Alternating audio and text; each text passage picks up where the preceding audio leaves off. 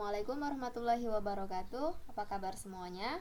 Semoga kita senantiasa diberikan kesehatan dan selalu dalam lindungan Allah Subhanahu wa taala, Tuhan yang Maha Esa. Dan pada kesempatan kali ini kita akan belajar bersama mengenai materi transformasi geometri pada refleksi atau pencerminan. Ini yang ketiga kalinya ya. Apa itu refleksi atau pencerminan? Ini adalah suatu transformasi yang memindahkan setiap titik pada bidang dengan menggunakan sifat bayangan cermin. Jadi dalam kehidupan sehari-harinya, misalkan saja kita berada di depan cermin, seperti apa bayangan kita di depan cermin? Nah, itulah gambaran dari refleksi ini. Misalnya, nih ada sumbu koordinat. Disinilah titik kita berdiri. Dan kita misalkan ini sebagai cermin, maka bayangannya akan berada di sini. Di mana jaraknya ini akan sama.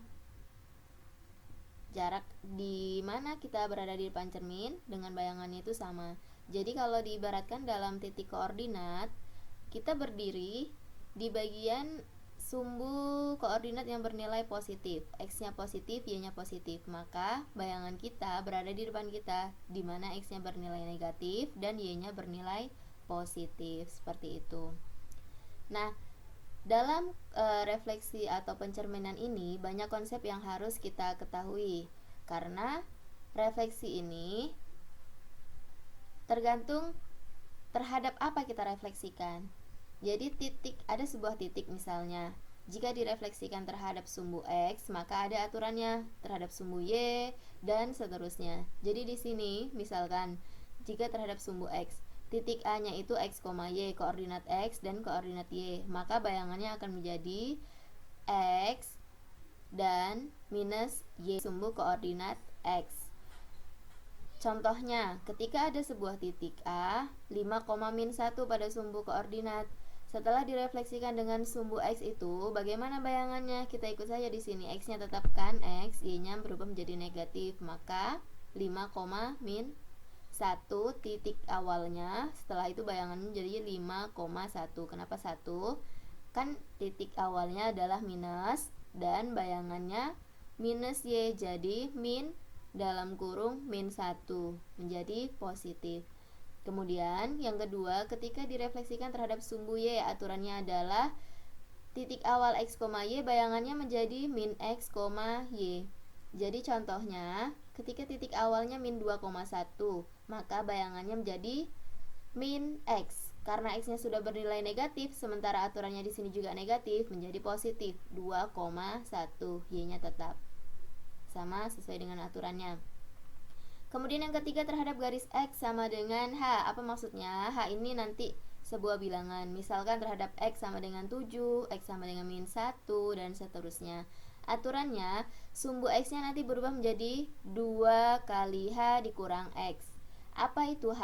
H adalah ini garisnya. Jadi 2 dikalikan dulu dengan H dikurang X. Itu untuk mengetahui sumbu koordinat X dan Y-nya tetap. Maka ketika ada contoh misalkan titik A-nya 3, minus 2, direfleksikan terhadap garis X sama dengan 2. Jadi minus 2 ini adalah H. Nah, sama kan? Maka bayangannya menjadi, masukkan ke dalam konsepnya, aturannya ini, rumusnya. Jadi 2H dikurang X itu untuk mencari sumbu koordinat X.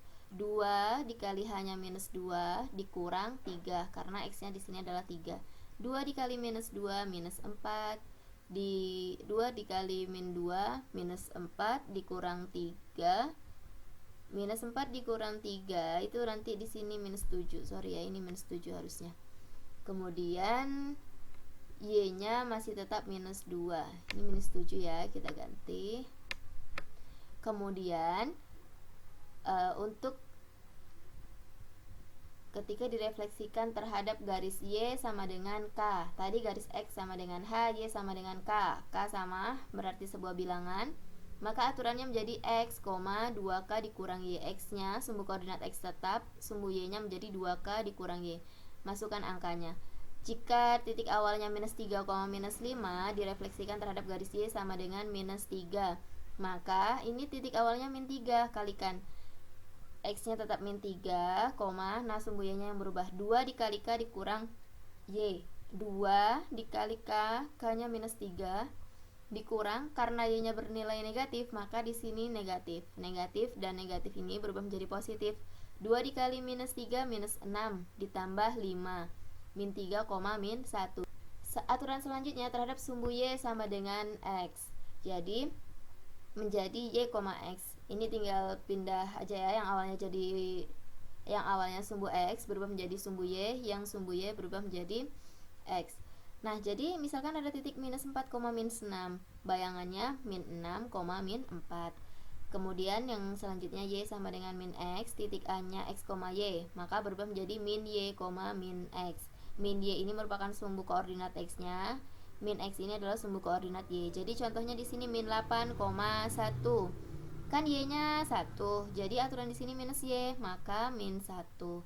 Dan x-nya di sini adalah minus 8 dan aturannya di sini minus x. Jadi karena sama-sama negatif berubah menjadi positif 8. Selanjutnya terhadap titik pusat 0,0, maka yang awalnya bernilai positif berubah menjadi negatif. Jadi misalkan 7, minus 5, 7-nya positif berubah menjadi minus 7. Min 5-nya negatif berubah menjadi 5 positif. Yang terakhir terhadap titik pusat A, B. Maksudnya apa? Kalau titik pusat A, B ini pasti ada titik lagi. Jadi ada 2 titik nanti, titik awalnya dan titik pusatnya. Titik awal kita anggap sebagai x, y. Titik pusat itu kita anggap A dan B. Jadi untuk menentukan bayangannya, kita cari terlebih dahulu, tentukan mana x-nya, mana y-nya, mana a-nya, dan mana b-nya. Bayangannya menjadi 2a dikurang x, 2 dikali a dikurang x itu untuk sumbu koordinat x, dan 2b dikurang y itu untuk sumbu koordinat y. 2 dikali b dikurang y. Misalkan bayangan a 1, minus 2 direfleksikan terhadap titik p 2,3. Jadi x-nya adalah 1, y-nya adalah minus 2, a-nya 2, B-nya 3. Itu kita harus tentukan terlebih dahulu. Karena terhadap titik pusat A, B maka menjadi 2A dikurang X. 2 dikali A dikurang X. 2 dikali A-nya adalah 2 dan kurang masih sama karena di sini kurang, X-nya 1. Kita masukkan 1, 2B dikurang Y. 2 dikali B-nya adalah 3 dikurang karena y-nya minus 2, maka menjadi 2 kali 2, 4, dikurang 1, 3. 2 kali 3, 6, karena ini ada kebetulan di sini berlaku konsep berubah menjadi penjumlahan ya. Jadi 2 kali 3 ditambah 2 hasilnya 8. Itu adalah konsep dalam refleksi. Jadi ketika ada permasalahan berupa soal-soal refleksi, kamu harus tentukan terlebih dahulu terhadap apa direfleksikan, baru kita sesuaikan dengan konsepnya. Contoh, bayangan titik A minus 1,5 setelah direfleksikan terhadap garis X sama dengan minus 2, kemudian dilanjutkan dengan refleksi terhadap garis Y sama dengan X. Jadi ini ada 2 kali refleksi. Maka yang akan kita lakukan adalah kita mencari terlebih dahulu bayangan dari refleksi yang pertama. Refleksi yang pertama adalah terhadap garis X sama dengan minus 2. Maka ini menggunakan konsep terhadap garis X sama dengan H yang di awal tadi, di mana bayangannya menjadi 2H dikurang X, Y. 2H dikurang X ini untuk menentukan sumbu X-nya dan Y-nya tetap. Jadi, masukkan di sini, ini X dan ini Y. Kemudian ini H. Tinggal kita masukkan 2 dikali minus 2, karena hanya minus 2 dikurang dari sini ya, X-nya adalah min 1, 5 tetap 5-nya. Jadi 2 kali min 2 min 4 ini berubah menjadi positif. Min 4 tambah 1,5, jadi min 4 tambah 1 min 3. Sumbu koordinat X-nya min 3 dan sumbu koordinat Y-nya 5. Itu untuk bayangannya. Nah, dilanjutkan lagi refleksi terhadap garis Y sama dengan X. Maka ada 2 kali kan. Langkah yang kedua, sumbu Y sama dengan X, itu bayangannya menjadi Y, X. Jadi kita rubah yang awalnya X, sumbu X-nya menjadi sumbu Y, dan sumbu Y-nya menjadi sumbu X. Oke, karena tadi kita sudah mendapatkan hasil minus 3,5, kita refleksikan terhadap garis Y sama dengan X, ada konsepnya di sini. Jadi tinggal kita rubah saja menjadi 5, minus 3 sesuai dengan aturannya ya.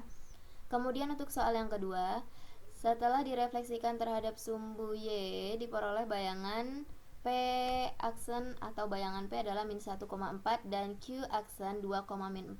Jadi kita tidak tahu titik awalnya, tapi kita ketahui titik tersebut direfleksikan terhadap sumbu Y dan diperoleh bayangan min 1,4 untuk titik P dan 2,-4 untuk titik Q. Jadi cara kita mencarinya, kita ingat aturan ini. Titik awal adalah minus titik bayangannya untuk sumbu X. Ketika sumbu Y, titik awalnya adalah titik bayangannya. Jadi kita lihat di sini. P aksennya minus 1,4, bayangannya min 1,4. Aturannya apa? Yang awalnya ketika titik bayangannya itu adalah negatif, maka berubah menjadi positif sesuai dengan aturannya. Jadi kita tinggal lihat aja. Ini min 1,4, maka titik awalnya 1,4 karena Y-nya tidak berubah ya, yang berubah hanya X-nya. Contohnya di sini yang kedua, ketika Q-nya bernilai positif 2,-4, maka ketika bayangannya 2,-4, maka titik awalnya menjadi 2-nya ini bernilai negatif, minus 2, dan Y-nya bernilai tetap minus 4 juga karena dari bayangannya sudah bernilai negatif.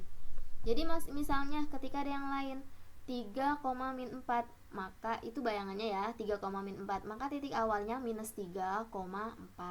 Ketika bayangannya minus 7,5, maka titik awalnya 7,5. Seperti itu saja, bisa dipahami ya. Kemudian nanti di rumah dicoba sendiri mengenai materi yang tadi dalam hari berlatih 3 ini. Kemudian kita lanjutkan materi selanjutnya mengenai rotasi. Rotasi atau perputaran ditentukan oleh titik pusat rotasi, besar sudut rotasi, dan arah rotasinya. Jadi rotasi itu kan perputaran. Perputaran dalam sumbu koordinat. Ketika kita belajar tentang rotasi, pasti kita kaitkan dengan sudut. Kemudian kita kaitkan juga dengan arah rotasinya. Jadi biasanya akan berlawanan dengan arah jarum jam atau searah dengan jarum jam. Nah, aturannya ketika berlawanan jarum jam tersebut, sudutnya akan bernilai positif. Dan ketika searah jarum jam, sudutnya akan bernilai negatif. Jadi sebelum kita mempelajarinya lebih lanjut, kita ingat lagi karena nanti akan berhubungan dengan nilai trigonometri dalam rotasi ini ya. Ada sinus, ada kosinus. Jadi ingat kembali aturan dalam sudut istimewa. Ketika sudutnya nanti 0 derajat, sin 0 nilainya 0, sin 30 nilainya setengah, sin 45 setengah akar 2, sin 60 setengah akar 3, dan sin 91. Ketika cos berkebalikan, cos 0 1, cos 30 setengah akar 3, cos 45 setengah akar 2, cos 60 setengah, dan cos 90 adalah 0. Itu yang harus kita ingat. Nah, aturannya dalam rotasi atau perputaran, rotasi terhadap titik P, A, B. Jadi ini titiknya sembarang. Aturannya apa? Bayangannya, X aksen ini kan bayangannya. Jadi aturannya X aksen dikurang A sama dengan X kurang A dikali cos theta dikurang dalam kurung Y kurang B dikali sin theta. Ini boleh, theta ini maksudnya sudut ya, sembarang. Jadi itu adalah sumbu X-nya. Ketika sumbu Y aksen dikurang B sama dengan X kurang A dikali sin theta ditambah Y kurang B dikali cos theta. Berkebalikan, awalnya cos untuk X, Y-nya menjadi sin. Di sini sin menjadi cos, ini tandanya berubah. Oke, jadi itu konsepnya yang harus kita ingat. Kemudian ketika memasuki contoh, tentukan bayangan titik A 2,-3 setelah dirotasikan terhadap pusat P 1,-6 sebesar 90 derajat. Nah, ini adalah tetanya. Jadi untuk mengetahui bayangan titik A-nya, maka kita tentukan ini adalah X, 2-3 adalah Y karena titik A ya. Kemudian ketika pusat P, maka ini menjadi A dan 6-6 adalah B. Kemudian kita masukkan ke sini. Tinggal kita masukkan angka ke aturannya. Maka selanjutnya, oh ya, sebelum itu kita lihat terlebih dahulu 90 derajat ini berlawanan atau searah. Ketika berlawanan, tadi kan nilainya positif. Ketika searah bernilai negatif. Ketika berlawanan berarti 90 masih tetap. Kalau di sininya searah, maka di sini nanti kita tambahkan minus 90. Karena ini berlawanan, kita tetap ya 90. Kita tinggal masukkan angkanya. X aksen dikurang A-nya 1, maka dikurang 1.